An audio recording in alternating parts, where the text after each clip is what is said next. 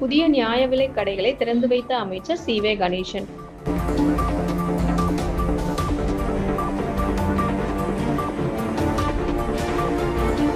கடலூர் மாவட்டம் திட்டக்குடி தொகுதிக்குட்பட்ட கழுதூர், பொடையூர் மற்றும் தொழுதூர் ஆகிய 3 ஊர்களில் புதிதாக கட்டப்பட்ட நியாய விலைக் கடைகளை தொழிலாளர் நலன் மற்றும் திறன் மேம்பாட்டுத்துறை அமைச்சர் சி.வே. கணேசன் திறந்து வைத்தார். இந்நிகழ்ச்சியில் அமைச்சர் ரிப்பன் வெட்டி குத்துவிளக்கு ஏற்றி கடைகளை பொதுமக்கள் பயன்பாட்டிற்கு தொடங்கி வைத்தார். புதிய கடைகள் மூலம் அப்பகுதி மக்களுக்கு அத்தியாவசிய பொருட்கள் எளிதில் மற்றும் குறைந்த விலையில் கிடைக்கும் வகையில் ஏற்பாடுகள் செய்யப்பட்டுள்ளன.